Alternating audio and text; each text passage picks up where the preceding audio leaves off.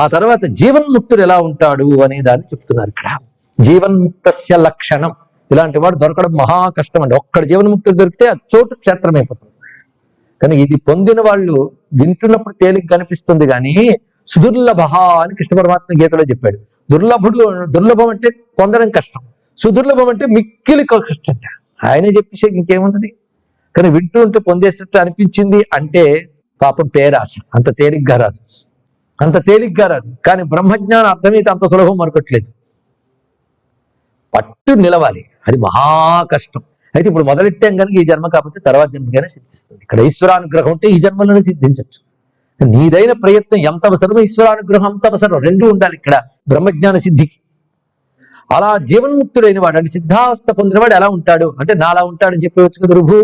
అలా చెప్పలేదు. జీవన్ముక్త లక్షణాలని చెప్తున్నాడు ఇక్కడ. జీవన్ముక్తుడు అంటే ఏమిటి అంటే జ్ఞాన మార్గంలో వచ్చే మోక్షం పేరు జీవన్ముక్తి, ఉపాసనా మార్గంలో వచ్చే మోక్షం పేరు క్రమముక్తి. ఉపాసన కూడా బ్రహ్మభావనతో చెయ్యగా ఆ పరమాత్మ కరుణ కలిగితే ఇక్కడే నీ బుద్ధికి జాగృతి కలిగించి ఆయన నిర్గుణ బ్రహ్మ జ్ఞానం ఇచ్చి ఇక్కడే జీవన్ముక్తి ఇవ్వచ్చు. కానీ ఉపాసకుడైన వాడు తన సాధన పక్వత చెందితే ఈ జన్మలోనే పొందుతాడు జీవన్ముక్తి అవస్థని క్రమంగా. కనుక సగుణ బ్రహ్మ ఉపాసన ఈ జన్మలోనే చిత్తశుద్ధినిచ్చి క్రమంగా నిన్ను విచారణ మార్గం వైపు తిప్పి ముక్తికి హేతువు కావచ్చు, జీవన్ముక్తికి హేతువు కావచ్చు, ఇక్కడే పొందొచ్చు. అందుకే అది మంచిది. ముందు దానితోనే మొదలెట్టాను. ఒకవేళ అది కాకుండానే నువ్వు ఆయువు అయిపోతే మాత్రం ఆ సగుణ బ్రహ్మలోకానికి వెళ్ళి అక్కడ ఒక దివ్యమైనటువంటి ఆనందాన్ని అనుభవిస్తావు. ఇంద్రియాపేక్ష ఒకనొక ఆనందాన్ని అనుభవించి క్రమంగా అక్కడ తాదాత్మ్యం చెంది మరి వెనక్కి రావు. ఇది మనం చెప్పుకున్నది మళ్ళీ గుర్తుపెట్టుకోవాలి. కనుక ఉపాసన కూడా ఒక విధమైన సాధనే, విచారణ కూడా సాధనే. ఇది గ్రహించవలసింది. ఉపాసన విచారణ కలిపినప్పుడు ఉపాసనలో బ్రహ్మతత్వం నువ్వు గ్రహించగలుగుతావు. కానీ ఉపాసన విచారణ కలిపి చేయడం అనేది ఇక్కడ మనం నేర్చుకోవచ్చు. అంటే కర్మలకి జ్ఞానానికి సముచ్చయం కుదరదేమో కానీ ఉపాసన నిష్కామంగా చేసినప్పుడు, సగుణ బ్రహ్మ భావనతో చేసేటప్పుడు, పరమ ప్రేమతో చేసేటప్పుడు అది మాత్రం జ్ఞానంతో సముచ్చయం ఏర్పడుతుంది. ఇది తెలుసుకోవాల్సింది. కర్మల లోకాలోక ఫలాలతో కూడి ఉంటాయి కనుక దాని గురించి వదిలేయండి. మొత్తానికి జీవన్ముక్త స్థితి ఉన్నది చాలా గొప్పగా ఉంటుంది. ఇది మనం పొందలేకపోయినా పొందిన వాడిని చూస్తే ఆనందం కలుగుతుంది. అవునా లేదా? ఎవరిష్టం మనం ఎక్కలేకపోయాం, ఎక్కిన వాడిని మాటికి ఎవడండి అంటే అడ్మిట్కి వెళ్ళారండి అని చెప్పుకుంటున్నామా లేదా? ఇక్కడ తర్వాత ఎంతమంది ఎక్కారో అది వేరే విషయం. కానీ ఎవడైనా మనం సాధించాక వాడిని మెచ్చుకుంటున్నారా లేదా చెప్పండి. మీరు ఆడలేని క్రికెట్ ఇంకోటి ఆడితే వాడిని స్టార్ని చేసి వాడి కోసం వెరివెంగళాయిలా చప్పట్లు కొడుతూ కూర్చోవట్లే, ఇంటి నిండా వాడి ఫోటోలు పెట్టుకు ఉపాసించట్లే. కనుక నువ్వు సాధించట్లేనిది ఇంకోటి సాధించినప్పుడు అంత మెచ్చుకుంటున్నావే, మరి జీవన్ముక్తుడు అనే వాడు పొందిన ఆనందం ఒక్కసారి చూడు. అది చూసాక నేను ఎప్పుడవుతానా అని ఆశన్నా పర్వాలేదు. అవునా లేదు? లేదా అయిన వాడిని తలంచుకుంటూ ఉంటే ఆ పుణ్యం కూడా పనిచేస్తుంది. ఏం తక్కువ? జీవన్ముక్తుడు బ్రహ్మైవ భవతి అనేవాడు బ్రహ్మమే. వాడు నేనే బ్రహ్మం అనే స్థితిని అనుభవపూర్వకంగా పొందినవాడు బ్రహ్మము. అందుకే ఆత్మమాత్రేణ యస్తిష్ఠేత్ స జీవన్ముక్త ఉచ్యతే. ఒకే మాట చెప్పాడు. ఎవడు ఆత్మ మాత్రమై ఉండిపోతాడు వాడు ఆత్మమాత్రమై అంటే చెప్పుకున్నాం కదా, అనాత్మలు కాకుండా సచ్చిదానంద స్వరూపమే నేనని ఎవడు మిగిలిపోతాడు వాడు జీవన్ముక్తుడు. వాడి స్థితి ఎప్పుడు అలాగే ఉంటుంది. అది వాడు ఎప్పుడు కూడా దేహత్రయ అతిరిక్తోహం, దేహత్రయాలకు విలక్షణుడు. స్థూల సూక్ష్మ కారణ శరీరమును తాను కాడు అనేది విచారణ మార్గం కాకుండా సిద్ధావస్థలు మిగిలిపోతుంది. ఇక్కడ మనం నేను కాదు ఉంటూనే ఉంది. అదే నేను కాదని స్థితిని అనుభవపూర్వకంగా తెలుసుకున్నాడు. బ్రహ్మ చైతన్యమస్మ్యహం బ్రహ్మోమితి యస్యాంతః స జీవన్ముక్త ఉచ్యతే.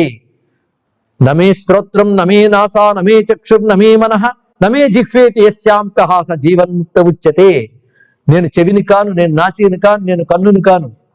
ఆ స్థితి అనుకునే దశ కాదు, అనుభవ దశలో ఉన్నటువంటి వాడు జీవన్ముక్తుడు. అందుకే మహానుభావుడిని సుఖయుగుందిపై రాళ్లు వేస్తున్నారు కొంతమంది మహానుభావులు, కొంత దండం పెడుతున్నారు. ఈ రాళ్లు పడింది ఆయనకు తెలియదు, ఆ దండం పెట్టింది ఆయనకు తెలియదు. ఎందుకంటే దేనిని ఉద్దేశించి రాళ్లు కొడుతున్నారో, దేనిని ఉద్దేశించి దండం పెడుతున్నారో అది నేను కాదని ఎరుకుంది కనుక ఇది తెలుసుకోండి ఇక్కడ. ఎందుకంటే అక్కడ నీ బొమ్మను ఎవడో కొడుతున్నాడు, నీకేం బాధ? కొంతమందికి వాడి బొమ్మను ఎక్కడో కోపం వచ్చి దిష్టి బొమ్మ తగిలేస్తే వీడు ఇక్కడ జ్వరం పట్టుకుంటుంది. ఎందుకు? వీడి బొమ్మ వీడు అనే భావన అంతా పెట్టుకున్నాడు కనుక. కానీ అక్కడ వాడు తగిలేస్తే వీడికి ఏంటి చెప్పండి ఇక్కడ? అరే నీ బొమ్మను కూడా కొడితే నీకు అంత వచ్చేసిందని మమకారం ఎక్కడికి ఎక్స్టెన్షన్ చేసావు నువ్వు? అలాగే దేహాదులతో మమకారం లేని వాడికి ఇవి ఏమి పడతాయండి? తిట్టేటి మాటలను, దీవించే మాటలను అట్టే సరే అని తలచినాతడే సుఖి, పట్టి చంపెడి వేళ పట్టము కట్టే వేళ అట్టు నిట్టు చలించని ఆతడే సుఖి. అటువంటి వాడు ఓ హరిదాసుడు అటమటాలు విడిచిన అతడే సుఖి అంటాడు హనుమాచార్యులు గారు. ఆయనకు తెలియదు కానీ భక్తి పరమార్థ దశకి వెళ్ళిపోతే అద్వైతం అయిపోతుంది, ఆయనకి తెలియకుండానే రాశాడు ఇంటి దత్తు. అందుకే మోక్షం అంటే ఎక్కడో లేదయ్యా, తెలిసితే మోక్షము, తెలియకుంటే బంధము. మరి కనబడుతున్న జగత్తునేమంటావు? కల వంటిది బ్రతుకు గన్నునికి, అది కల వంటిది. కొంతమంది కల కంటున్న కల ఏం తెలుస్తుంటుంది కొంతమందికి, అలాగే జగత్తును చూస్తున్నప్పుడు ఇది మిచ్చే అని కొంతమందికి తెలుస్తుంది. అది ఎలాంటిదంటే ఇంద్రజాలం చూస్తున్నప్పుడు అడవగా ఏం లేదు చూపిస్తున్నాడు అంతేగాని ఇంద్రజాలం కూడా సత్యం అని ఎలా తెలుసుకుంటామో అలాగే అలాంటి వాళ్ళు కొందరు ఉంటారు మహానుభావులు, వాళ్ళు జీవన్ముక్తులు. వాళ్ళు జగత్తుని ఎలా చూస్తారంటే మహానుభావుడు విద్యారణులు వారు వర్ణిస్తారండి. శంకర భగవత్పాలు వారు ఆయన ఆతుర సన్యాసం తీసుకొని సంప్రదాయబద్ధ సన్యాసం కోసమని నర్మద వైపు వెళుతున్నట్టు. అది వ్యవహారానికి తీసుకోవాలి కానీ స్థితి బ్రాహ్మీ స్థితి. ఆ వెళుతున్నప్పుడు ప్రపంచం ఎన్ని చూశాడు ఆయన, ఎక్కడి కాలడి ఎక్కడ నర్మద మధ్యప్రదేశ్. ఆ వెళుతున్నప్పుడు ప్రపంచాన్ని అంతటినీ చూస్తూ వెళ్తున్నాడు. ప్రపంచం మనం చూడటం వేరు, ఆయన చూడటం వేరు. బలిబలి కాఫీ అమ్ముతున్నారే, బలిబలి టీ అమ్ముతున్నారని మనం చూస్తాం. ఆయన చూస్తున్న దృష్టి ఏమిటి? ఎన్ని రకాల మార్పులు. ప్రపంచం చూస్తే బుద్ధుడు చూశాడు, ప్రపంచంకి మనసు చలించిపోయింది. మనం ఎన్ని టూరిజం తిరిగేమో ఏమీ లేదు, అక్కడే ఉంది. ఆలోచన రేకిచ్చింది ప్రపంచం చూడగానే. అది కలగాలి, ఆయనక ఆలోచన కాదు నిర్ణయమే ఉంది. కానీ ప్రపంచాన్ని ఎలా చూశారు శంకరులు అంటే ఒక ఇంద్రజాలాన్ని చూస్తూ వెళ్ళాడు ఈ ప్రపంచాన్ని. అటువంటి మార్పులు ఇవన్నీ అంటే ఆ ఇంద్రజాలు కూడా ఎవరో ఆయనకి తెలుసు. అలాగే ఇంద్రజాలం వలె జగత్తును చూస్తూ ఉన్నటువంటి వాడు, అటువంటి వాడు జీవన్ముక్తుడు. అంతేకాదు నమే సర్వం నమే శుక్లం నమే నీలం నమే పృథక్ నమే స్వస్థ స్వయం యోవా సజీవన్ముక్త ఉచ్యతే. నేను తెలుపు కాదు, నలుపు కాదు, ఎరుపు కాదు. ఒకరికి పొట్టంటే కోపం, ఒకరు పొడుగుంటే కోపం. ఈ మధ్య పాపం నీ జుట్టు కాస్త తెల్లబడిందని వాడు వెళ్ళిపోతాడు, వీడికి జ్వరం పుట్టుకుంటాడు. కాస్త పీక్కుపోయినట్టుంది మొహం అంటే ఇంకొస్తుంది బాధ. 3-4 రోజులు ఆఖరి సైకాలజిస్ట్ దగ్గరికి వెళ్ళాల్సి వస్తుంది. వాడు వెళ్ళిపోయాడు, వీడికి బాధ. ఇదంతా ఎంత అంటుకుందండి ఇక్కడ. అందుకే ఇవి నమే సర్వం నమే శుక్లం నమే నీలం నమే పృథక్ నమే స్వస్థ స్వయం యోవా. ఈ మధ్య నల్లబడ్డారండి అంటే ఇది వింటే ఇంకా జ్వరం తెచ్చుకోకుండా ఉంటా హాయిగా. ఎందుకు ఈ మాట ఇక్కడ ఈయనన్నాడా? మా శంకరులు ఏమన్నారో చూడండి. న శుక్లం న కృష్ణం న రక్తం న పీతం న పీనం న కుబ్జం న హ్రస్వం న దీర్ఘం అరూపం తథా జ్యోతిరాకార తత్వ ఆకారకత్వాత్. అరూపం తథా జ్యోతిరాకారకత్వాత్ తదేకో వశిష్ఠ శివ కేవలోహం. ఈ విచారణ చేసుకోవడానికి అవి రాశారండి. మనం మ్యూజికల్ గా ఉంటూ గుర్తుండిపోతాయని రాశాడు. ఇంటికి కూర్చొని పాడుకోండి, ఇలాంటి పాటలు పాడుకోండి. ఆ పాటలు పాడితే అంత బాగుంటాం. అందుకే మదాలస ఉయ్యాలు ఊపుతూ ఈ పాటే పాడితే ఒక్కొక్కడు సిద్ధపురుషుడు అయిపోయాడు. చూసారా, పసిపిల్లల్లోనే రంగరించారు. ఎందుకు మంచిది. ఇవి వచ్చి అవిద్యా ప్రపంచం పడకముందే బోధించింది ఆ తల్లి, బాగుపడిపోయింది. ఇప్పుడు పడింది కనుక తొలగించుకోవడానికి కొంచెం టైం పడుతుంది. ఈ పాటలు పాడుకుందాం అన్నాడుగా మహానుభావుడు ప్రహ్లాదుడు. రా ఆడుకుందాం పాడుకుందాం అంటే నేను ఆడద్దు పాడద్దు అనట్లేదు, రా కూర్చోండి, హరి అని ఆడదాం హరి అని పాడదాం అన్నాడు ఇక్కడ. అది ఇదే ఆట, ఇదే పాట, బ్రహ్మచింతనే ఆట. ఒక ఆటలా ఉండాలండి బ్రహ్మచింతన. అది కష్టం, సాధన కాదు. ఊపిరి ఇలా తీసి అలా వదులన్నారా, కాలు ఇలా మడత పెట్టి అలా మడత పెట్టన్నారా, ఏమీ కష్టం లేదే. శుద్ధమైన బ్రహ్మమే నేను, ఈ బాధలు పడేది నేను కాను అనుకోమన్నాను. అంతే కదా, 10 మార్లు అనుకో అది అవుతాం. ఎంత హాయిగది, ఎంత సులభం అండి. ఇంత సులభాన్ని అతి కష్టం చేసేసుకున్నాం మనమే. ఇది వచ్చింది బాధ. అందుకే ఆయన చెప్పింది న శుక్లం న కృష్ణం న రక్తం న పీతం న పీనం న కుబ్జం. పొడుగు పొట్టి ఇవేవి హ్రస్వం న దీర్ఘ. అలాగే లావుతను సన్నతను ఇవేవి నాకు లేవు. ఎందుకు ఏవేంటయ్యా అలా కనబడుతున్నావు, ఏదో ఒకటి ఉండాలి కదండి. అవి ఏ వేటుకున్నాయో అవి నేను లేదు. మరి నేనెవరిని? అరూపం, రూపం లేనివాడు. మరి జ్యోతి ఆకారకత్వ, నా అసలు స్వరూపం జ్యోతిష్ స్వరూపం అంటే చైతన్యమే నా యొక్క స్వరూపం. కనుక ఈ శుక్లం కృష్ణం అన్ని తీసేసాక ఏం మిగిలిందో తదేకో అవశిష్ట శివ కేవల అహం, అదే నేను అన్నాడు మహానుభావుడు ఇక్కడ. అదే సర్వం బ్రహ్మమయం రేరే సర్వం బ్రహ్మమయం. పాటలండి, ఈ పాటలు పాడినాడు మహాసిద్ధ పురుషుడు. ఆయన గురువు గారి దగ్గర విద్య నేర్చుకుంటున్నాడు, మంచి పండితుడు. అందుకే ఎవరైనా గురువుని చూడడానికి వచ్చినప్పుడు ఆయన కూర్చోబెట్టి నీకేం తెలుసురా అనేవాట. అనగానే ఆయన చెప్పాడు నీకేం తెలుసు అది కాదని అనేవాడు. ఎందుకంటే పాండిత్యం వస్తే చాపల్యం వస్తుంది. అవతల వాడు మూర్ఖుడు అనుకుంటే వీడికి తృప్తి. కనుక వచ్చిన వాళ్ళందరినీ ఏదో అంటూ వాదిస్తున్నట్ట. వాళ్ళు అయ్యయ్యో అని గురుగారి దగ్గరికి వెళ్ళినప్పుడు మీ శిష్యుడు ఎవడో కానీ మమ్మల్ని చాలా ఇబ్బంది పడుతున్నాడండి అంటే, నాయన భగవంతుని చదివించింది ఇందుకా, ఇలా వాగుతావా అంటే అప్పుడు ఒట్టి పెట్టాడు, ఇకపై మాట్లాడు. ఇంకా మాట్లాడలేదండి ఆయన, మౌనమే. ఆ మౌనంలో అలా ఉండిపోయినటువంటి మహానుభావుడు గురువు చెప్పిన తత్వవివేచన చేస్తూ సమాధి స్థితికి వెళ్ళిపోయాడు. ఆ గురువే అసూయపడ్డాడు, ఇంత బోధిస్తున్నాను నాకు ఆ సమాధి స్థితి రాలేదే అని. అటువంటి ఆయన తిరుగుతూ ఈ భూమి మీద ఎక్కడో ఉండేవాడు. ఆయన చుట్టూ ఇసుక కప్పుకుపోయేది, ఒక్కొక్కప్పుడు కదిలేవాడు కాడు. తర్వాత ఎవరు ఇసుక తవ్వితే అందులోంచి లేచి వెళ్ళిపోయేవాడు. ఇంకొక ఆయన కోపంతో కత్తి విసిరాడు, చెయ్యి తెగింది, అలాగే వెళ్ళిపోయాడు. అదేంటయ్యా రక్తం కారుతున్నా చూసుకోలేదంటే, అవునా అని ఇలా అన్నట్ట చెయ్యి వచ్చేసింది. బ్రహ్మవేత్తకి మిరాకిల్స్ జరుగుతాయా? జరుగుతాయి, కానీ మిరాకిల్స్ కోసం బ్రహ్మవేత్త కాడు, తెలుసుకోండి ఇక్కడ. ఎందుకంటే సర్వకారకమైన బ్రహ్మమే నేను అనుకున్నప్పుడు ఆ బ్రహ్మంలో ఎన్ని అద్భుతాలు ఉన్నాయో బ్రహ్మజ్ఞానులు అన్న అద్భుతాలు ఉంటాయి. అందుకు ఒక బ్రహ్మజ్ఞాన్ని చూస్తే అద్భుతాలు జరుగుతాయి, కానీ వీడికి అద్భుతాలు జరుగుతాయని బ్రహ్మజ్ఞాన్ని దీవించాడు, తెలుసుకోండి ఇక్కడ. దీవించాడంటే వాడేం బ్రహ్మజ్ఞాని. దీవించబడేవాడు ఒకడు, దీవించేవాడు ఒకడు, ఇద్దరు ఉండరు. అది నిరాశి నిర్నమస్క్రియాహ అని మాండుక్య కార్యక్రమంలో చెప్తున్నారు గౌడ భగవత్పాదులు గారు, చక్కగా చెప్పారు అక్కడ. వాడు ఆశీర్వదించాడు, నమస్కరించాడు, ఆ రెండు చేసినట్టు సన్యాసికాడు. సర్వం బ్రహ్మమే అన్నప్పుడు రెండు ఉండవు కదా, అలా ఉన్నాడు ఆయన మహానుభావుడు. ఆయన పేరు సదాశివ బ్రహ్మేంద్ర స్వామి వారు. ఆయన అంటున్నారు, సర్వం బ్రహ్మమయం రేరే సర్వం బ్రహ్మమయం. అంతా బ్రహ్మమయ్యాక చెప్పడానికి ఏముంది, చెప్పకుండా ఉండడానికి ఏమున్నది? ఇది కాదు అనడానికి లేదు, ఇది అవును అనడానికి లేదు. అంతా బ్రహ్మమయ్యాక మన వస్తువు ఉంటే కదా కాదనడానికి, అవునడానికి. కానీ హేయము లేదు, ఉపాధేయము లేదు. హేయము అంటే విడిచిపెట్టదగినది, ఉపాధేయం అంటే పుచ్చుకోదగ్గది.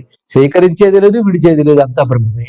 అయ్యా నేను ఇది నాకు వద్దండి, నేను బ్రహ్మ మార్గంలో ఉన్నానంటే బ్రహ్మం తెలియదని అర్థం. ఇక్కడ వాడు రెండూ లేదు. ఈ నామమే మీరు హేయోపాధేయ వర్జిత అని కుంకుమ వేస్తుంటారే, దాని అర్థం ఇక్కడ. అక్కడ ఇదే చెప్తున్నాడు చూడండి, హేయోపాధేయ వర్జిత. నేను పుస్తకం చూడకుండా లలిత చదవగలనండి, అందులో ఉన్నది ఇదేనండి ఇక్కడ. అందుకే హేయము లేదు, ఉపాధేయం లేదు. అది కిం వచనీయం, కిం అవచనీయం, కిం రచనీయం, కిం అరచనీయం, కిం పఠనీయం, కిం అపఠనీయం, కిం భజనీయం, కిం అభజనీయం, కిం బోద్ధవ్యం, కిం అబౌద్ధవ్యం, కిం భోక్తవ్యం, కిం అభోక్తవ్యం. కానీ సాక్షిగా చూస్తుంటాడు, దేని వద్దనుడు కాదుడు, తన లోపలికి తీసుకుంటే కదా. అదే సర్వత్ర సదా హంస ధ్యానం కర్తవ్యం భో ముక్తి నిదానం. ఎక్కడున్నా ఎలా ఉన్నా హంస ధ్యానం చేసుకో. హంస ధ్యానం అంటే అహం సహ, సోహం హంస, అహం సహ బ్రహ్మమే నేననేటువంటి ధ్యానం ఉన్నవాడికి, అదే కర్తవ్యంగా కలిగిన వాడికి ముక్తికి అదే త్రోవ గనుక వాడికి ఏం అక్కర్లేదు. సర్వం బ్రహ్మమయం రే రే. ఇది జీవన్ముక్తుడి యొక్క స్థితి. బ్రహ్మైవాహం చిదేవాహం పరేవాహం న సంశయ. ఇది జీవన్ముక్తుడి స్థితి నాయన అంటూ జీవన్ముక్తుడు ఎలా ఉంటాడో చెప్పాడు. ఇలాంటి మహానుభావులే మనకు శుకుడు మొదలైనటువంటి వారందరినీ ఉదాహరణగా చెప్పుకున్నాం. అసలు జీవన్ముక్తి ఒకటి, విదేహముక్తి మరొకటి ఉంది. విన్నారు ఎప్పుడైనా? జీవన్ముక్తి అంటే బ్రతికుండగానే మోక్షం పొందడం, విదేహముక్తి అంటే శరీర పతనం అనంతరం మోక్షం పొందడం. అది కూడా ఉంటుంది.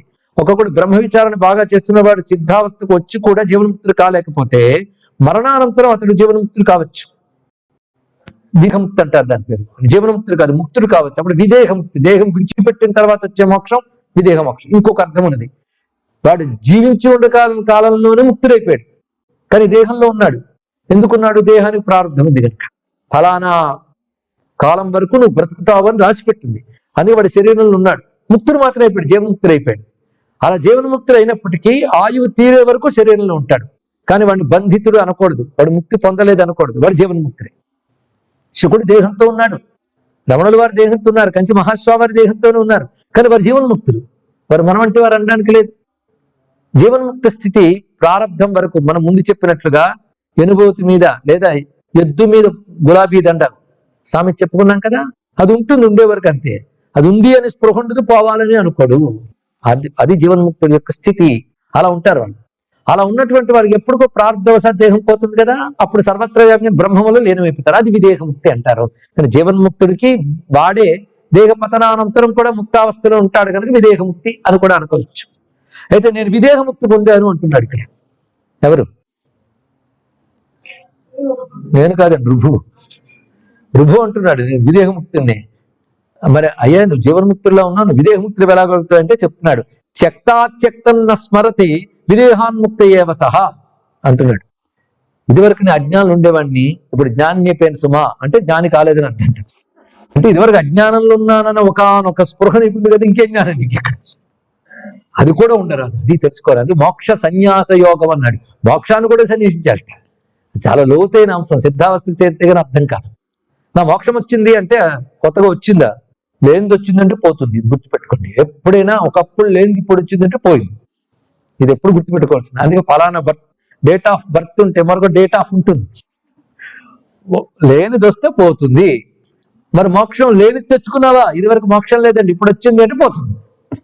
ఉన్నదే మోక్షం, తెలియకుండా ఉంది, తెలుసుకున్నావు, అదొక్కటే తేడా ఇక్కడ. అది పోదు, ఇది గ్రహించవలసినది. అందుకే త్యక్తాత్యక్తం అనే మాట చాలా విశేషం. ఇది అది విడిచిపెట్టాను, ఇది పట్టుకున్నాను అంటే మళ్ళీ ద్వంద్వం వచ్చేసింది. ద్వంద్వం లేని స్థితి కదా మోక్షం. కనుక ద్వంద్వాతీతమైన స్థితికి ఎవడు వెళ్ళాడో వాడు విదేహముక్తుడే. ఇక్కడ వరుసగా విదేహముక్తయేవ సహ, విదేహాన్ముక్తయేవ సహ, స్వస్థ రూపో మహామౌని విదేహాన్ముక్తయేవ సహ, శుభ్రాత్మ, అజాత్మ, అమృతాత్మ, స్వయమాత్మ, లక్ష్యాత్మ, లాలితాత్మ. ఇన్ని ఆత్మలు ఉన్నాయండి. ఒక ఆయన అన్నాడు, నేను అక్కడికి వెళ్ళండి ఆత్మలు తిరుగుతుంటాయి అన్నాడు. అంటే ఆత్మలంటే వాడి దృష్టిలో భూతాలని. ఏం చేస్తాం, వీడు కూడా ఆత్మని ఎప్పుడు తెలుసుకుంటాడు. ఇక్కడ ఆత్మలు ఎన్ని ఉన్నాయో, ఆత్మలు ఎన్ని లేవు, ఒకే ఆత్మకి ఎన్ని లక్షణాలు. అయితే దేహమే నేను అనుకుంటే దేహాత్మ, బుద్ధే నేను అనుకుంటే బుద్ధ్యాత్మ, ప్రాణం నేను అనుకుంటే ప్రాణాత్మ. మూడు భ్రాంతులే. శుద్ధమైన పరమాత్మే నేను అనుకోవాలి, ఇది గ్రహించాలి. అది అసలాత్మ. ఈ అసలాత్మ కొన్ని లక్షణాలు ఉన్నాయి కదా, దాన్ని బట్టి చెప్తున్నాడు. అది ఎప్పుడు శుభ్రమైన కనుక శుభ్రాత్మ, దాని పుట్టుకలేదు కనుక అజాత్మ, అది అమృత స్వరూపం కనుక అమృతాత్మ, అది ఆనందం కనుక ఆనందాత్మ. అది ప్రియమైనది. ఎవరికైనా తనకంటే ప్రియమైన వస్తువు లేదు. అందుకే నేను గురించి తెలుసుకోవడం కంటే ఆనందం లేదు, అదే ప్రియమైనది. అదే ప్రియస్వాత్మ, మోక్షాత్మ, బ్రహ్మైవాహం నిశ్చయం పరిత్యజ్య, వీడు విదేహముక్తుడు అన్నారు. ఈ అధ్యాయం అంతా విదేహాన్ముక్తయేవ సహా. మొత్తం అయిపోయింది అధ్యాయం. మీకు తెలియదు కానీ ఇంకెంత ఉందో అనుకుంటున్నాను. ఎంత చెప్పేసాను మీకు తెలిస్తే ఇంకా రిలీఫ్ ఫీల్ అవుతారు. బోల్డెన్ అధ్యాయాలు అయిపోయి ఇప్పటికీ. ఒక్కొక్క అధ్యాయం ఒక్క వాక్యమే. విదేహముక్తి ఎంత గొప్ప మాట అండి. విదేహముక్తి అంటే శరీరం పోయిన తర్వాత వచ్చే మోక్షం. అరే జీవన్ముక్తిగా మరొక పేరు విదేహముక్తి పో అన్నాడు. ఇక్కడ ఇదేంటో నిర్వచనాలు బలి తిప్పిసాడే. ఆ మాటకు వస్తే జనకరాజులందరికీ విదేహరాజుల పేరు విన్నారా? అదే వాడు సర్నేమ్ అనుకున్నారా? కొందరు వేదాంతం వారు ఇంటి పేరు ఉంటుంది. పాపం వాడు బుద్ధులు ఏముంది ఈశ్వరుడికి తెలుసు. ఇంకోటి పేరు చతుర్వేదుల, ఒక్క వేదం కాదు. ఏంటి పాపం పెద్దవాళ్ళు చేశారు కనుక వాడి పేరు వీడికి అంటుకుంది అంతే. అంటే ఎందుకంటే అంత ఉంది కనుక కొంతైనా తెచ్చుకుందామని ఎప్పటికైనా ప్రయత్నిస్తాడు. జనరేషన్ జరిగిపోతాయి, ప్రయత్నం మాత్రం జరుగుతుంది. ఏం చేస్తాం? అలాగా విదేహరాజుల పేరు అలా వచ్చిందంటారా? వాళ్ళకి జాన్ 2, జాన్ 3, జాన్ 4 అన్నట్టు. అలాగే వీడి జనకులు విదేహరాజులు, వీళ్ళ పేర్లు విదేహరాజులు. సీతమ్మ తండ్రి పేరు విదేహరాజే, వాళ్ళ తాత పేరు విదేహరాజే. కృష్ణుడి కాలంలో మరొకడు ఉండేవాడు బహుళాసుడు, ఆయన పేరు కూడా విదేహరాజే. మరి ఏమిటి విదేహరాజులు అంటే అర్థం ఏంటంటే, ఓహో దేహం లేకుండా తిరుగుతుంటారనమాట అని అర్థమా? అంటే దేహం నేననే భ్రాంతి లేకుండా తిరుగుతుంటారు అనమాట అని అర్థం. ఇక్కడ ఎంత గొప్ప మాట అండి. అంటే మరి వాడు రాజు అయ్యాడు చూసారా? మీరు చెప్పిన వేదాంతం అంటే పనులు జరిగినట్టే అన్నారు ఒకడు. వేదాంతి చేసినంత గొప్పగా ఎవరు పనులు చేయలేరండి, ఇది బాగా తెలుసుకోవాలి. అందుకే రామకృష్ణ పరమహంస ఒక మాట చెప్తాడు, ఒక రాజు వేదాంత అయితే అద్భుతంగా రాజ్యాన్ని పాలన చేయగలడు. ఒక వ్యవసాయదారుడు వేదాంత అయితే అద్భుతంగా వ్యవసాయం చేయగలడు.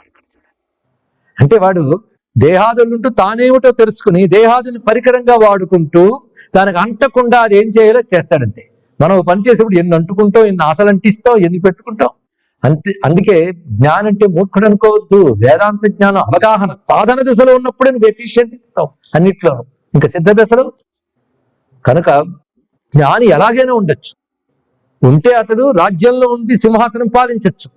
అన్నీ విడిచిపెట్టి అడవుల్లో ఒంటరిగా అవధూతల్లా తిరగచ్చు. రెండిట్లో ఏదైనా వచ్చు. జ్ఞాని ఇలా ఉండాలి నువ్వు నిర్ణయించాలి. ఎందుకు ద్వంద్వాతీతుడు ఎలాగైనా ఉండగలడు. వాడికి పడుకోబెడితే మంచి హంసతూరిక పాన్పు మీద పడుకోగలడు, అవసరమైతే బండరాయికు మీద కూడా పడుకోగలడు. ఒక చో నేలను పవ్వలించిన ఒక చోన పారు పూసెజ్జపై రెండు పడుకు ఒకటే హేయోపాధేయ వర్జిత. తెలుసుకోండి ఇక్కడ. కనుక దాని యొక్క స్థితిని ఊహించడం చిన్న విషయం కాదు. ఇప్పుడు విదేహరాజులందరికీ మళ్ళీ వాళ్ళకి పరంపర వచ్చిందా లేదా? మరి రాజ్యపాలన చేయలేదు. విదేహరాజు కదా ఏం పర్వాలేదు, మళ్ళీ దండయాత్ర చేద్దామని వాడు వెళ్ళలేదు వాళ్ళ దగ్గరికి. వాళ్ళ సమర్థత అంత. మరి ప్రహ్లాదుడు రాజ్యపాలన చేశాడు తెలుసా, జ్ఞానియే. కనుక వేదాంత జ్ఞానం అంటే లోక వ్యవహారం పోతుంది అనుకోవద్దు. అజ్ఞానంతో అంటుకుపోయి చేయడు, అది తెలుసుకోవాల్సింది. ఉర్వారికమో బంధనాత్, పండిన దోస పండు తొడుగు నుంచి ఎలా విడి ఉంటుందో, పండిపోయిన వెలక పండు లోపల గుజ్జు చెక్కకు అంటుకోకుండా ఎలా ఉంటుందో జ్ఞాని అదే విధంగా ఈ ప్రపంచంలో ఉంటూ దేనికి ఉండడు. మా రామకృష్ణ పరమహంసుడు అయితే భలే చెప్పాడండి. వెన్న మజ్జిగలో చిరిగట్ట, వెన్న ముద్దయింది, మజ్జిగలోనే ఉంచారు, ఏమవుతుంది?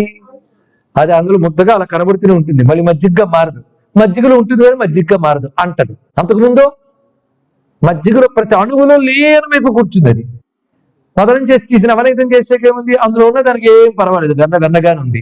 అలాగే ప్రపంచం అనే మజ్జిగలో కూరుకుపోయి లీనమైపోయి నేననే భావం మథనం చేసి శుద్ధమైన నేనుగా బ్రహ్మముగా తేలేక ప్రపంచంలో ఉన్న అలాగే ఉంటుంది అని చెప్పాడు రామకృష్ణ పరమహంస.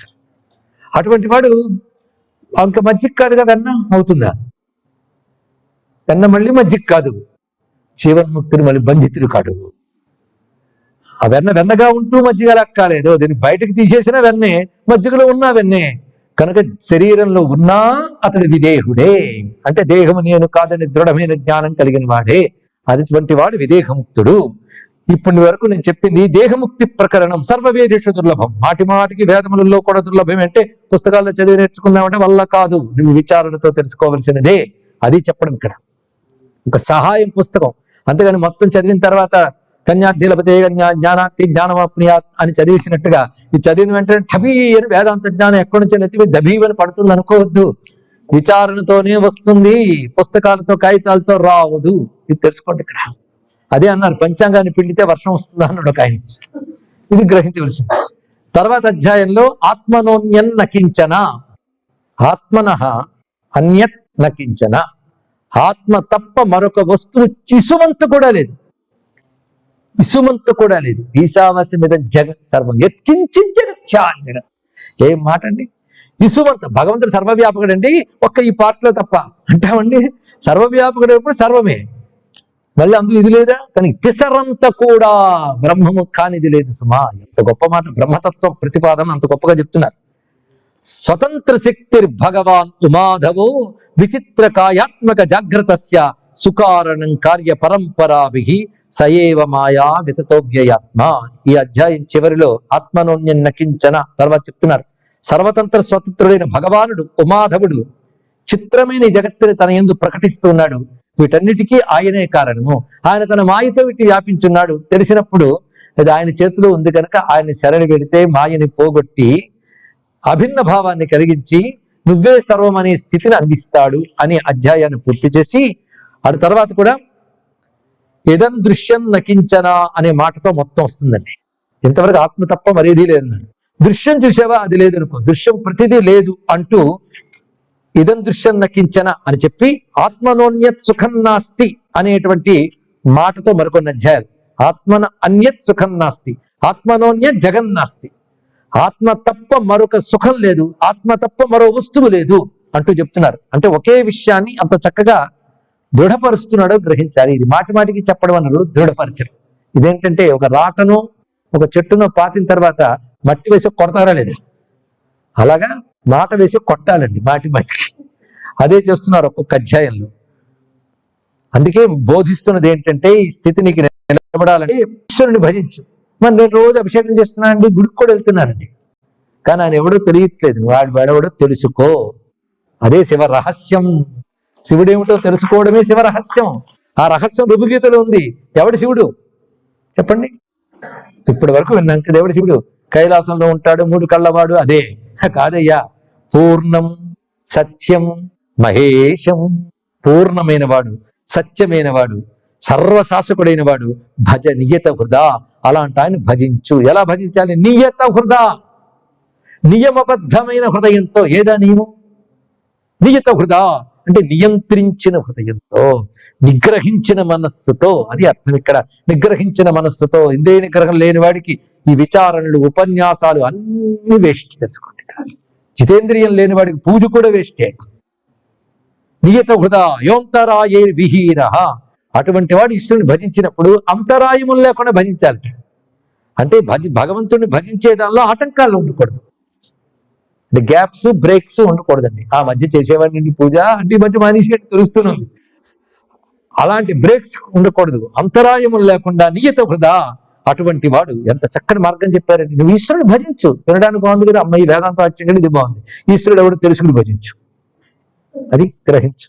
ఎవడు వాడు? పూర్ణం నిత్యం మహేశం, అటువంటి వాడు. ఆ మాట వింటుంటేనే ఎంత బాగుందండి. మళ్ళీ అంటే నామం పూర్ణాయ నమః, సత్యాయ నమః. అరే సత్యం అంటే ఏమిడు, పూర్ణం అంటే ఏమిడు విచారణ చెయ్యి. వాడే ఈశ్వరుడు. పూర్ణం సత్యం మహేశం భజనీత కృత యోంతరాయర్విహీన. అంతేగాని ఆయనకి అంతరాయములు నిరంతర నామం ఎక్కడో చదివినట్టుంది కదా. నిరవధ్య నిరంతర, గ్యాప్స్ లో ఉన్నది ఒకటే వస్తుంది, మరో వస్తువు ఉంటేనే గ్యాప్, అన్యం లేదు, అది నిరంతర. సో నిత్యో నిర్వికల్పో భవతి భువి సదా బ్రహ్మభూతో వృతాత్మ. ఇలా తెలిసి ఎవడు పరమేశ్వరుని ఉపాసిస్తున్నాడో వాడు నిత్యుడవుతాడు, వాడు నిర్వికల్పుడవుతాడు, వాడు భువి సదా బ్రహ్మభూత. ఈ భూమి యందే బ్రహ్మభూతుడైపోతున్నాడు. వాడు ఋతాత్మ, ఋతం సత్యం, సత్యమైన ఆత్మ అయిపోతున్నాడు. అసత్యాత్మలు అంటే దేహాదులు తాను అనుకుంటే అసత్యాత్మ, ఏది అసలు వస్తువు పట్టుకుంటే సత్యాత్మ. అది విచ్ఛిన్న గ్రంథి రీషే, వాడి గ్రంథి విచ్ఛిన్నమైపోయింది. మరి ఎక్కడున్నాడు వాడు? వాడి చోటు ఎప్పుడు ఒకటేనండి. మన చోటు ఆ ఇల్లు ఈ ఇల్లు, ఆయన చోటు శివ విమల పదే. ఆ శివ పదమే అతడి యొక్క స్థానం. విద్యతే భాసతేంత ఆరామంతర్భవతి నీతం విశ్వభూతో మృతశ్చ. అతనికి విశ్వ లక్షణాలు మృతి అయిపోయాయి.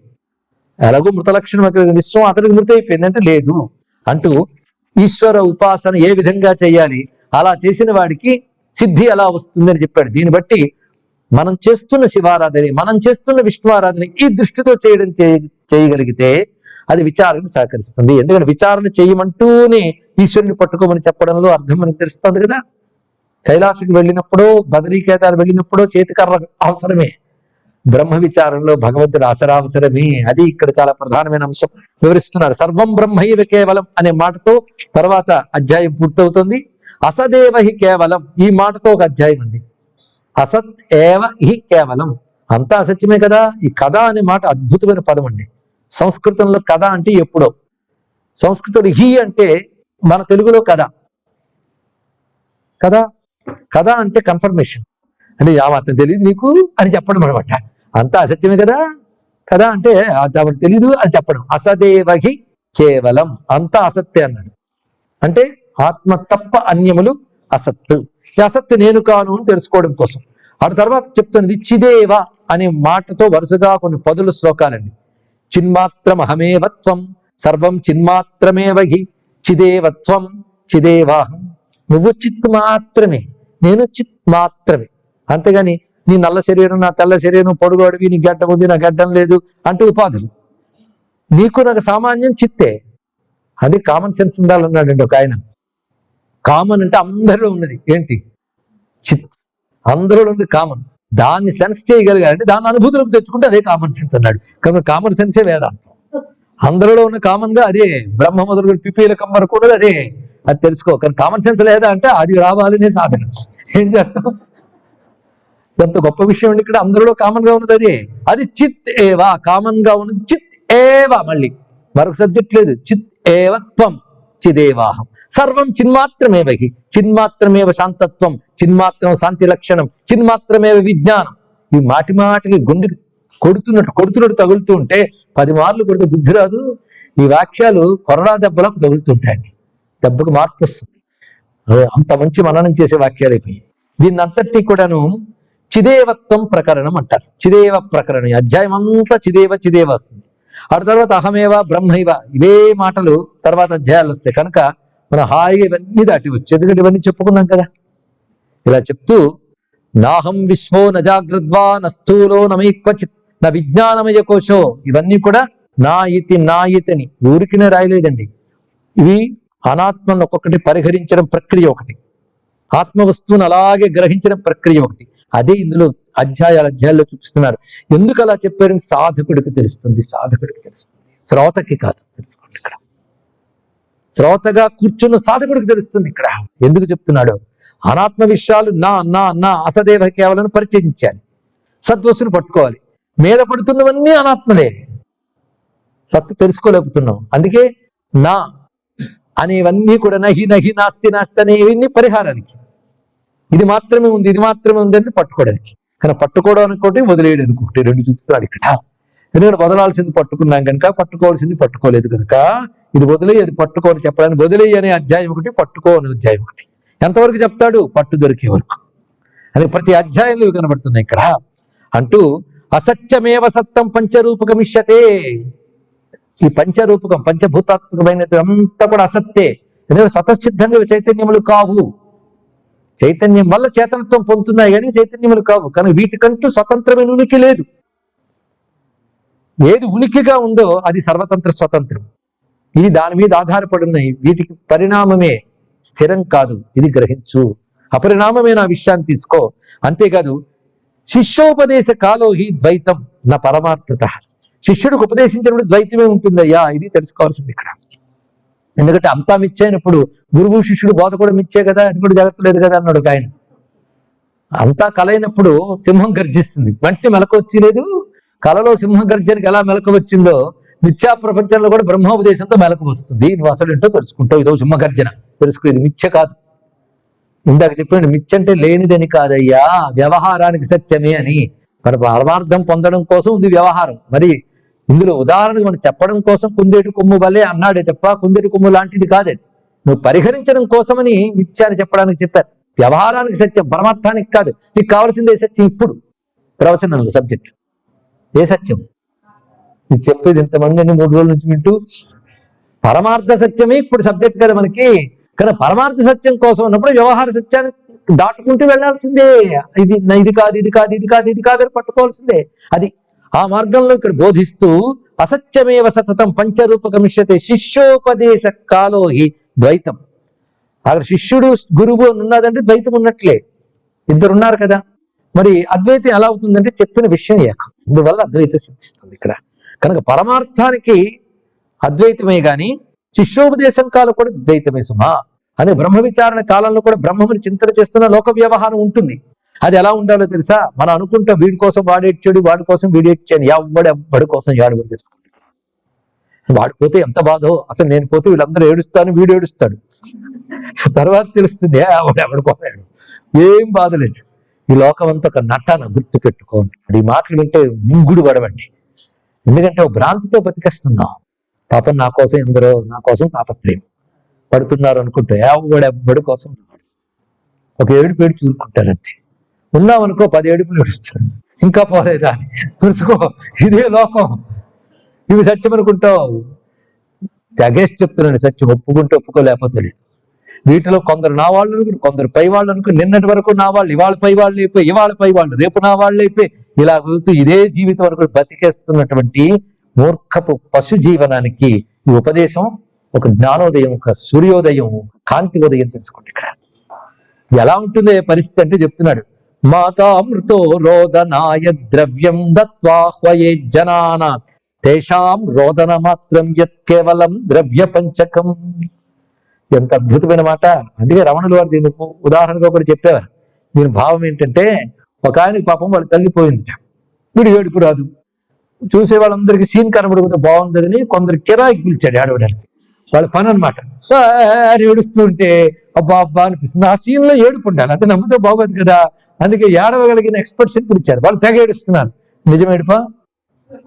అలాంటిదే ఈ ప్రపంచం అంతా తెలుసుకోవాలన్నాడు. ఒకటే మాట, అద్భుతం. వాడికో ప్రయోజనం, వీడికో ప్రయోజనం, ఇంతే, ఇంకేమీ తెలుసుకో.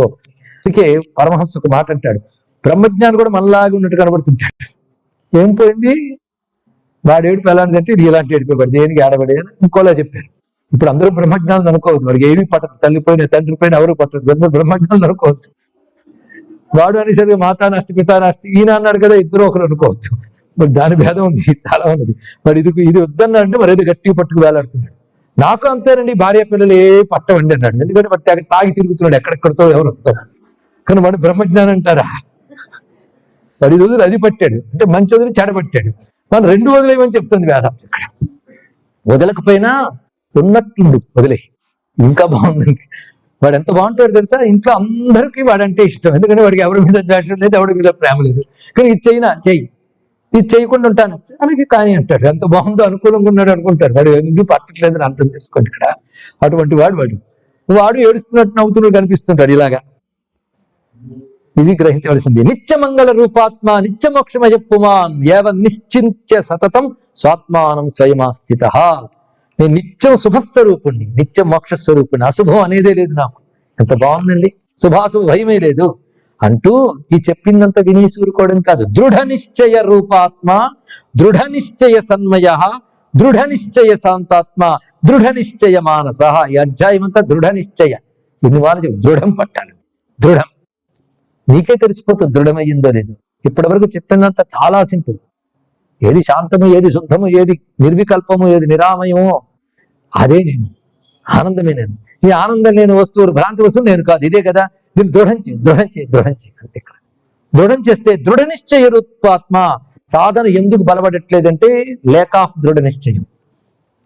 దృఢ నిశ్చయ సన్మయ, దృఢ నిశ్చయ శాంతాత్మ, దృఢ నిశ్చయ మానస, దృఢ నిశ్చయ. అందుకు మొట్టమొదటి సాధనలో గురువు ద్వారా తెలుసుకున్నాక ఆత్మానంద స్వరూపోహం. మొట్టమొదటి మాట ఆత్మానంద స్వరూపుని నేను.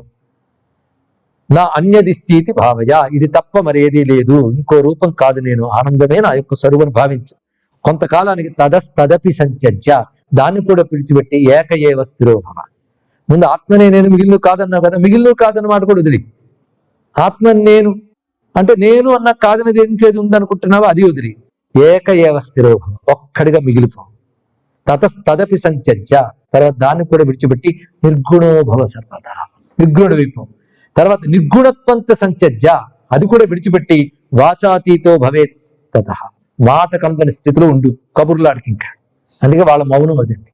వాచాతీతంచ సంత్యజ్య చిన్మాత్రత్వపరో భవ, వాచాతీత స్థితిని కూడా దాటి చిన్మాత్రుడిగా మిగిలిపో. ఆత్మాతీత సంత్యజ్య బ్రహ్మమాత్ర పరో భవ, సర్వవ్యాపకమైన బ్రహ్మముగా మిగిలిపో. సర్వతూష్ణీం పరో భవ, పూర్ణ మౌనంలోకి వెళ్ళిపో. మౌనం అంటే ఏదో అనాలనిపిస్తుంది కానీ తేడా వస్తుందేమో నోరు మూసుకోవడం, అది కాదు.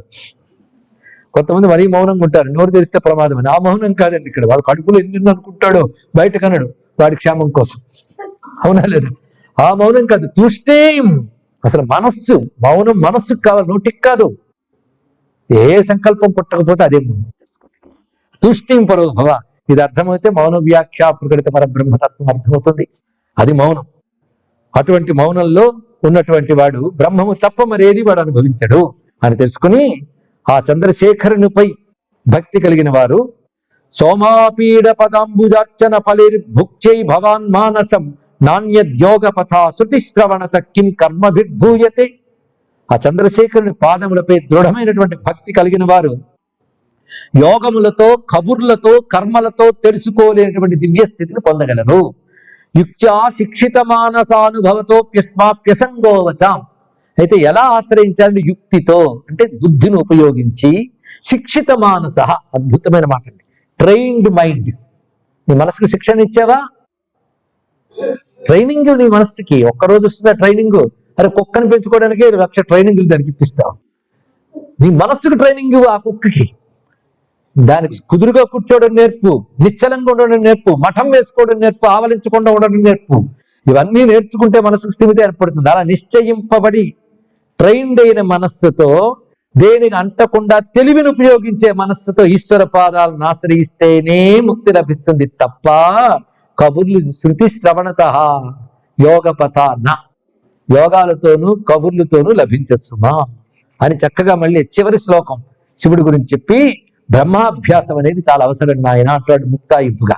బ్రహ్మాభ్యాసం అంటే నిరంతర అభ్యాసముగా ఈ బ్రహ్మము గురించి వివరిస్తూ చెప్పి తర్వాత అఖండాకార వృత్తి అనే దాని గురించి చెప్తున్నారు. అఖండం అంటే ఇంతవరకు 2 ఉన్నది ఒకటైపోయింది, ఒకటైపోయి ఒకటిగా మిగిలిపోయింది. అఖండం అంటే అది అర్థం. ఇక్కడ ఒక ప్రవాహం ఉంది, దాని మధ్యలో పొల్ల పెట్టాం, అటొకటి ఇటొకటి అన్నాం. అటొకటి ఇటొకటి ఉన్నాయి ప్రవాహాలు, పొల్లు ఉంది మధ్యలో, తీసేయి ఒకటే అయిపోతుంది ఇక్కడ. కనుక జగత్తు పరమాత్మ మధ్యలో అహం అనే పొల్ల, అది తీసిపారి అంతా కలిసి ఒకటే, ఇంక జగత్తు లేదు అక్కడ, ఒకటే రసం మిగిలిపోయింది. అప్పుడు ఏక ఏవ మహానంద, ఏక ఏవాహమక్షర, ఏక ఏవాక్షరం బ్రహ్మ, ఏక ఏవాక్షరోక్షర, ఏక ఏవ మహానాత్మ, ఏక ఏవ మనోహర, ఏక ఏవాద్వయో అద్వయోహం. నిజానికి రుభుడు ఏ స్థాయిలో చెప్పుకుంటాడో ఆ స్థాయిలో అరుచుకుంటున్నాడు. ఇది అరుపే, ఆనందంతో చేసే ఒక మహాపలవరింత. అరే తాగినవాడు నానా అరుపులు అరుస్తుంటాడు, మనకు అర్థం కాదు. బ్రహ్మవేత్త ఆడే మాటలు కూడా అంతే, మనకు అర్థం కావు. అంటే వీళ్ళతో వాళ్ళు పోల్చేమని కాదు, బాలోన్మత్తి పిశాచమత్తిని వాళ్ళని అన్నారా లేదా, వాడు ఆనందానుభవం అందులోంచి మాట్లాడుతుంటే ఎంత అందంగా ఉంటుందండి. అలా అనగానే చిందులేయాలనిపిస్తుంది ఆనందంతో. అలా చిందులేసాడు ఒక ఆయన, నందతి నందతి నందత్యేవా అన్నాడు ఆయన. అదే బ్రహ్మానుభూతి నా ఆనందంతో ఉబ్బి గెంతులు వేయించిన ఒక్క చోట 5 ఏళ్ల పిల్ల డాన్స్ చేస్తున్నట్టు. హిరణ్యకశిపుడికి అర్థం కాలే. అంటే ఒళ్ళు పెరిగినా జ్ఞానం రాదు, ఒళ్ళు పెరగకపోయినా జ్ఞానం వస్తుందనడానికి హిరణ్యకశిపుడు ప్రహ్లాదుని మనకు తెలుస్తున్నాడు. ఇంకొక ఆయన అంతా ఒక్కటే అని ఇలాగే అరిచారండి. ఏక ఏవ మహానంద తందనాన ఆహి తందనాన పురే తందనాన బళ తందనాన బ్రహ్మమొక్కటే పరబ్రహ్మమొక్కటే పరబ్రహ్మమొక్కటే. బాగుంది, మంచి మ్యూజికల్ గా. కాదు, ఆ స్థితి ఎంత ఆనందమో అని ఏది పంటూ ఆనందపడిపోయాడు. అది పొందుదామని కనీసం అనుకోకపోతే ఎలాగండి? శివోహమితి శాంతోహం ఆత్మైవాహమితి క్రమ జీవోహమితి శాంతోహం నిత్యశుద్ధ హృదంతర అని చెప్తూ ఆ ఆత్మ బ్రహ్మమే మా శివుడు. అయితే మరి శివుడు అంటున్న విష్ణువు కాడా? దాని అందమైన శ్లోకం ఇస్తున్నాడు. శాకాదిభిచ్చ శృతయోహ్యనంతాః త్వామేకమేవ భగవన్ బహుధా వదంతి విష్ణుంద్ర ధాతృరవిసూన్వనలా నిలాది భూతాత్మనాథ గణనాథ లలామ శంభో. ఓ శంభో, వేదాలు అనేక శాఖల్లో ఉంటాయి. అనేక శాఖల్లో వేదాలు అనేక రకములుగా పరమాత్మని చెప్తూ ఉంటాయి. అవన్నీ ఒక్క భగవానున్నే బహుధా వదంతి, అనేక రకాలుగా అంటున్నాయి. విష్ణు, ఇంద్ర, ధాతృ, రవిసూను అంటే యముడు, అనల, అనిల, గణనాథ, ఇన్ని పేర్లతో హే శివ నిన్నే పిలుస్తున్నారు అనగానే ఏది ఆత్మతత్వం బ్రహ్మతత్వం అది ఒక్కటే ఉన్నది. దాన్నే శివుడని విష్ణువని వారి వారి ఇష్టం ఉపాసిస్తున్నప్పటికీ వాటి పదాలకు అర్థం తెలుసుకుంటే వాడు అదే తానవుతున్నాడు అంటూ వివరిస్తూ తన్మయో భవ సర్వదా అని అధ్యాయం చెప్పాడండి. అధ్యాయం అంతా తన్మయో భవ సర్వదా. తన్మయమైపో. ఎంత బాగున్నదండి. తన్మయం అనే మాట మీరు వినుంటారు. నిన్న సీరియల్ చూస్తే తన్మయమైపోయానండి అని. దాని ఇంపాక్ట్ మరో రోజు వస్తుంది తెలుసా. నిరంతరం అదే వింటే అవే భావాలు వస్తాయండి అని నిన్న మాటలు చెప్తూ ఉంటే, నిరంతరం అది వినండి అదైపోతారని చెప్తుంటే అలా అనుకోవడం వల్ల ఎన్నో అయిపోయాం మనం తెలుసా. సీరియల్లో అత్తగారికి విషం ఇవ్వడానికి కోడలు కాఫీలో విషం కలిపింది, అక్కడ ఆపేశారు. మరుసట్లో రాత్రి వరకు ఈవిడికి భయమే భయం. ఆ కోడలు ఏది తెచ్చినా అలాగే చూస్తుంది. ఎంత తాదాత్మ్యం అండి, ఎంత తన్మయం. ఇదే బ్రహ్మమే జగత్ అంటే అర్థం. అక్కడకు ఆ మాత్రం 2 నిమిషాలు కాఫీలో విషం, మరోజు మళ్ళీ రీక్యాప్ అయ్యే వరకు కూడా ఆవిడకి అడుగడుగున అన్నంలో విషం, కాఫీలో విషం, నీటిలో విషం. కనబడిందా లేదా? లేని విషమే కనబడితే ఉన్న బ్రహ్మం అనుకుంటే కనబడదా చెప్పు. అయితే అది పట్టినట్టు ఇది పట్టట్లేదు, వచ్చింది బాధ. అది ఏం చేస్తాం అంతే. అంటే ఇది చెప్పడం ఎందుకంటే నువ్వు ఆలోచిస్తే తన్మయుడు అయిపోగలవు చెప్పడానికి. ఎన్నిటితో తన్మయులమైపోతున్నామో ఒకడు 100 ప్రేమ మాట్లాడతాడు, తన్మయం రాదు. ఒక తిట్టిపోతాడు, ఇంకా తన్మయుడివే. మళ్ళీ కొన్ని యుగాల వరకు ఆ తిట్టలా మోసుకునే వెళుతుంటావు. అంతే తన్మయ స్థితి అండి. ఇక్కడ ఒక్క మాటతో తన్మయమయ్యా నువ్వు. ఆత్మరూపమిదం సర్వం ఆద్యంతర్హితో జయ కార్యాకార్యమిదం నాస్తి తన్మయో భవ సర్వదా. అది నువ్వై నిండిపో.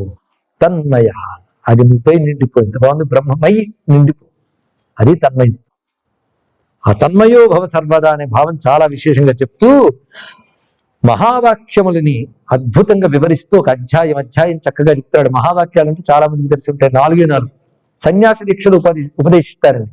ఆ మాటకు వస్తే రామకృష్ణ పరమహంస గట్టిగా చెప్తారు, గృహస్థుడికి వేదాంతం చెప్పకండి అయ్యో బాబు అన్నాడు. ఆయన అనుభవాలు ఆయనది.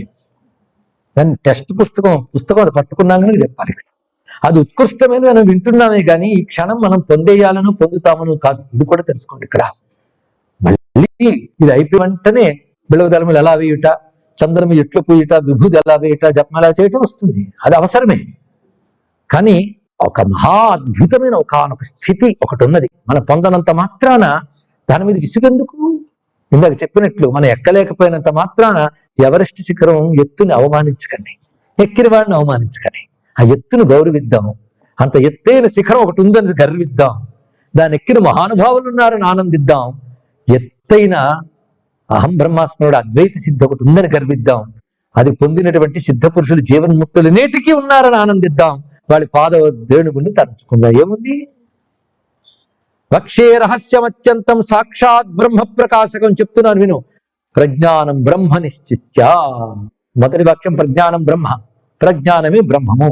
ఇది ఉపదేశిస్తాడు సన్యాసికి. 4 మంత్రములండి. అలాగే పూర్ణ దీక్షాపరులైనప్పుడు కూడా 4 ఉపదేశిస్తాడు.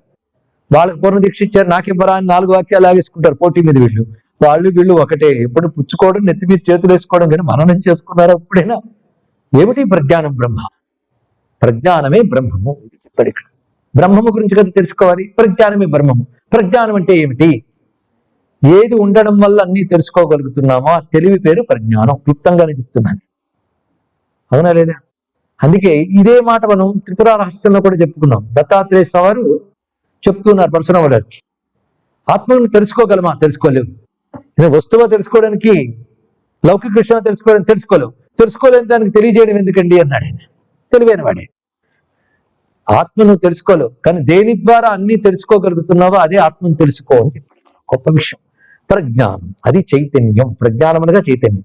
ఆ దేహ పరిమితిలో ఉన్నప్పుడు నేను కంటితో తెలుసుకుంటున్నాను, చెవుతో తెలుసుకుంటున్నాను, దీనితో తెలుసుకుంటున్నాను. కానీ ఆ తెలివి అనేటటువంటి దీపం శరీరం అనేటువంటి కొండలో ఉంటూ కన్ను అనే రంధ్రం ద్వారా చెవి అనే రంధ్రం నుంచి తన చైతన్యాన్ని ప్రసరిస్తాను.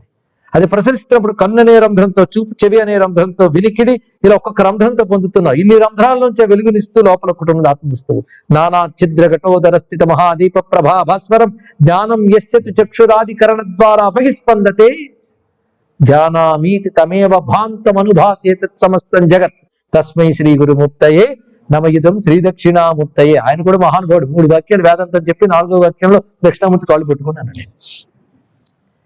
ఇది గొప్ప విశేషమైన అంశం. అదే ప్రజ్ఞానం బ్రహ్మ. ఇది ఋగ్వేదంలో ఐతరేయోపనిషత్తులను వాక్యం. ఇది మొదటి మహావాక్యం. ఈ వాక్యంలో ప్రధానమైన అర్థం ఏంటంటే జ్ఞానమేవ జగత్ సర్వం జ్ఞానాదన్యం న విద్యతే. సృష్టిలో ఉన్నదంతా జ్ఞానం మాత్రమే, చిన్మాత్రమే, దానికి తప్ప మరొకట్లేదు. అది తెలుసుకో. మొదటి ప్రజ్ఞానం చెప్పినప్పుడు జీవ ప్రజ్ఞాన శబ్దస్య బ్రహ్మ శబ్దస్య ఈశ్వర. ఎందుకంటే బ్రహ్మము గురించి కంటే జ్ఞానం అంటే ఏంటో ప్రతివాడికి అనుభవం ఉంది కనుక అది ముందు జీవుడికి ప్రజ్ఞానం అనే మాట అర్థమయ్యేలా చెప్పాలి. ప్రకృష్టమైన జ్ఞానం అంటే కంటితో చూసావు, అది జ్ఞానం. ప్రజ్ఞానం అంటే ఏది ఉండడం వల్ల కంటితో చూడగలిగావు, అది ప్రజ్ఞానం. ఇక్కడ కాన్షియస్నెస్ అంటారండి దీన్ని. నాలెడ్జ్, ఇన్ఫర్మేషన్ జ్ఞానం అంటే చైతన్యం, అది ప్రజ్ఞానం. అదే బ్రహ్మము, అది తెలుసు. ప్రజ్ఞానం బ్రహ్మ. ఈ ప్రజ్ఞానం అందరిలో సమానముగా ఉన్నది. ప్రజ్ఞానం బ్రహ్మ, అది విచారణ చేయమొట్టమొదట. అప్పుడు అఖండాకార వృత్తిస్తూ ప్రజ్ఞానము బ్రహ్మ అని వేరుగా లేవు, ప్రజ్ఞానమే బ్రహ్మ అని తెలిసి ఐక్యమస్మి అఖండార్థం అఖండైక రసంతతం. మహావాక్యముల అర్థం అఖండ రసం. అంతవరకు రెండుగా ఉన్నది ఒకటైపోయి వచ్చినటువంటి ఖండములైనటువంటి రసం.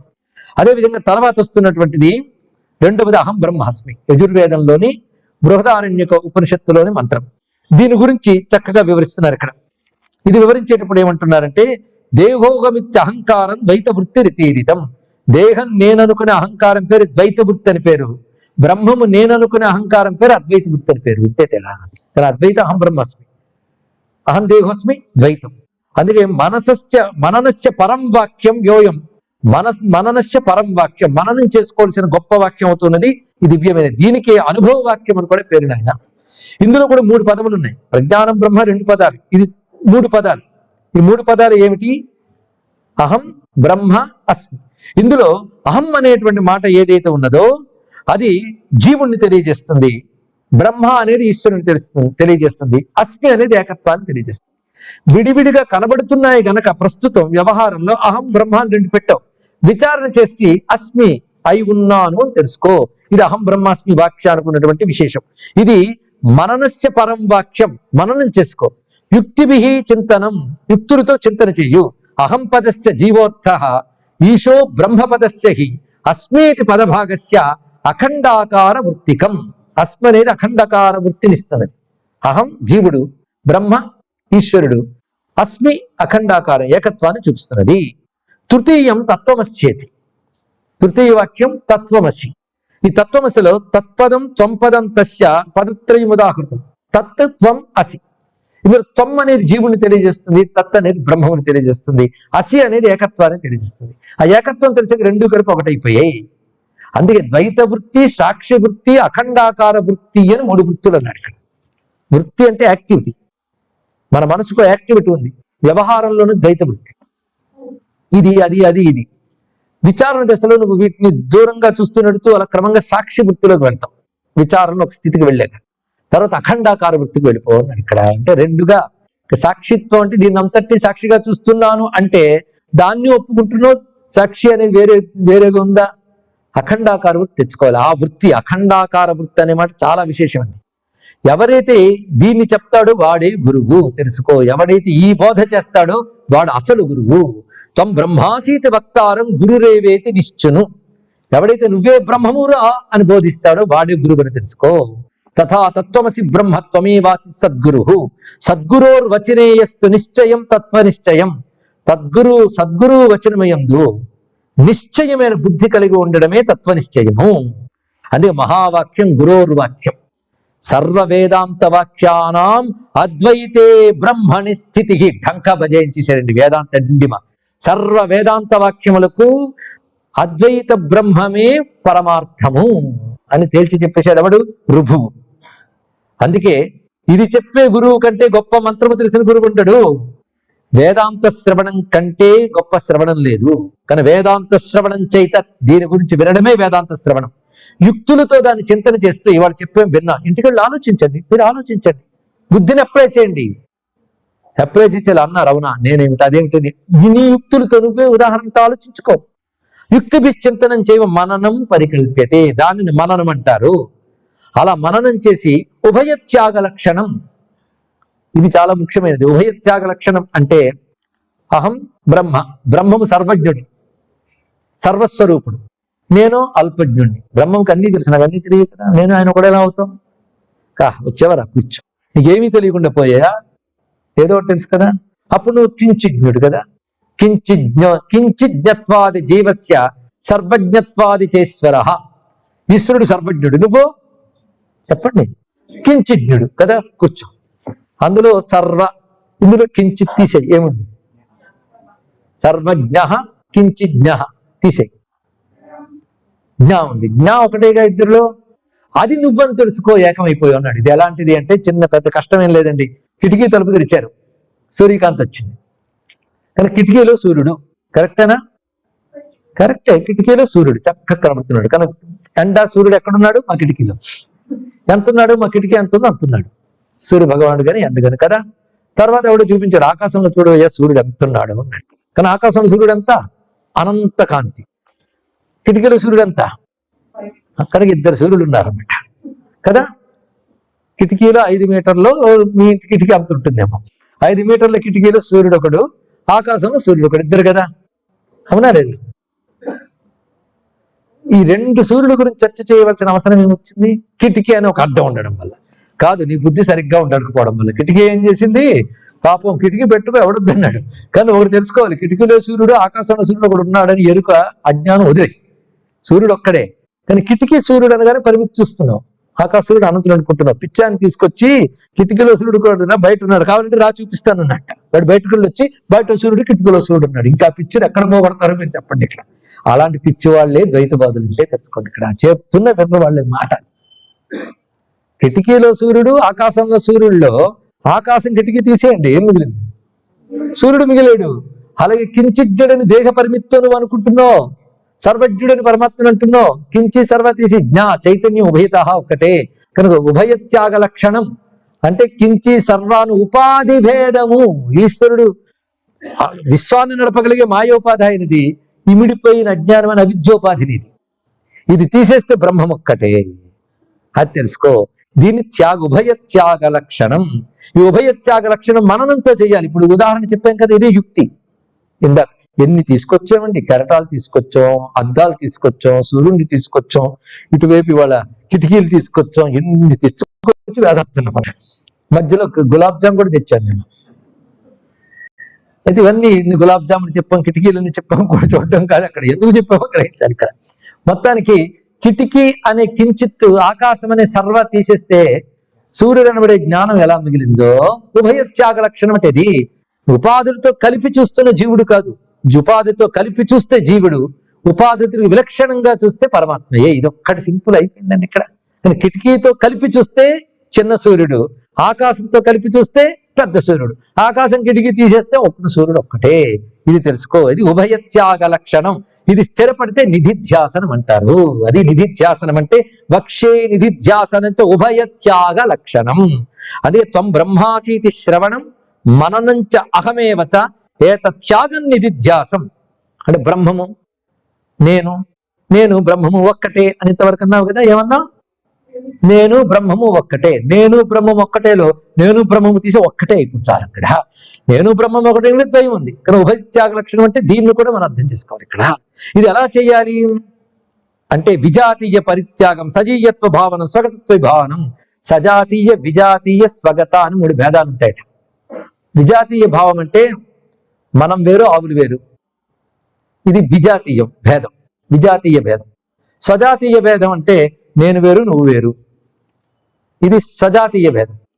విగత భేదం, స్వగత భేదం అంటే నా కాలు వేరు నా చెయ్యి వేరు, నా కన్ను వేరు నా ముక్కు వేరు. అంటే నాలో ఉన్న భేదం స్వగత భేదం, నాలాంటి ఒక జాతిలో ఉన్న పరస్పర భేదం సజాతీయ భేదం. మనకి వేరే జాతికి ఉండేది విజాతీయ భేదం. ఇవి ఉపాధులకు ఉంటాయి. చైతన్యానికి సజాతీయ, విజాతీయ, స్వగత భేదం ఉండదు. అది నా యొక్క స్వరూపం అని ఎరుకలోకి వెళ్ళాలి. ఇది మననం ద్వారా ఇంత సబ్జెక్ట్ ఉందండి ఇక్కడ. అంతే కదా, సర్వం శూన్యం అనుకోకు. ఇవేవి లేనివండి, ఇవేవి లేనివండి, ఏమీ లేదనుకోకు. సర్వం శూన్యమితి త్యాగ్యం బ్రహ్మాస్మితి వినిశ్చయ అని చెప్పి అది బాగా పడ్డానికి అయమాత్మేతి వాక్యోత్త దర్శనం వాక్యమితం. అయమాత్మ బ్రహ్మ 4వ వాక్యం చెప్పలేదు. అమ్మయ్య అయిపోయింది అనుకుంటున్నారు, అని చెప్పలేదు నా అదృష్టం. అయమేక పదం చైక ఆత్మేతి చ ఆత్మేతి బ్రహ్మచిత్రయం. అయం ఆత్మ బ్రహ్మ. అయం అంటే ఇది అని అర్థం. ఇదంతా ఆత్మయే. అయమాత్మ, ఆత్మ ఇది బ్రహ్మమే. అయమాత్మ బ్రహ్మ అనే వాక్యం కూడా ఈ విధంగానే చెప్పబడుతుంది. అయం పదస్య జీవోర్థ ఆత్మనో ఈశ్వర పర తథా బ్రహ్మపదస్యార్థ. అయం ఆత్మ బ్రహ్మ. అయం అనేటటువంటిది ఇది అని చెప్పబడుతున్న శరీరము, ప్రపంచం. ఆత్మ అనేది ఈశ్వరుడు, బ్రహ్మ అనేది అఖండాకారం, అంటే ద్వైత భావాన్ని పోగొడుతుంది. కనుక వేదములకు సారమైన, ఉపనిషత్తులకు సారమైన 4 మహావాక్యాలకి సారము అఖండాకార వృత్తే, అంటే 2 లేని ఏకస్థితే. ఆ ఏకస్థితి 2 లేనిది గనక దాని పేరు అద్వైతం. అది తెలియంత వరకు 2 ఉన్నాయేమో అనుకుంటున్నావు గనక 2 లేవురా బాబు అని చెప్పాల్సి వచ్చింది. నిజానికి ఏకమని చెప్తే ముందే కన్ఫ్యూజ్ అవుతాం, కానీ 2 మనకు అలవాటు గనక 2 లేవని చెప్తూ అద్వైతం అని ఏకమని రుజువు చేశాడు ఇక్కడ. కానీ చింతనలో 2 లేదు అనే స్థితికి వెళ్ళేటటువంటిది నిధిధ్యాసనం అనిపించుకుంటుంది అంటూ సర్వం నాస్తి నసందేహ సర్వం బ్రహ్మ నసంశయ. ఒక్క మాట, ఏవి లేవు సుమా, సందేహం లేదు. బ్రహ్మం మాత్రమే ఉంది సుమా, సందేహం లేదు. ఇక్కడ ఆ సందేహం లేదన్న మాట కావాలండి. ఈ సందేహం వల్లే దేహాలు తెలుసుకోండి. సందేహం వదిలేస్తే ఏ దేహము లేదు అని చక్కగా బోధించాడు మహానుభావుడు. మొత్తం బ్రహ్మజ్ఞానం పూర్తిపోయిందండి. ఎంత బాగుంది అని. ఇప్పుడు ఈ జ్ఞానం ఉందే, ఇది కోట్ల కొలి దానాల కంటే గొప్పది. ఈ జ్ఞానం గాని ఉంటే కొండంత బంగారాన్ని కూడా గడ్డి పరకల తోసివచ్చు. అంటే దానికంటే ఇది విలువైన సుమా అని బోధిస్తూ ప్రభువు చెప్పగానే నిదాగుడు పరవశించిపోతున్నాడు. అది ఇంకా పరిపూర్ణం కాబోతోంది. ఆ పరిపూర్ణం రేపు చేసుకుందాం. సర్వం శ్రీ సాంబ సదాశివ చరణారవిందార్పణమస్తు. స్వస్తి.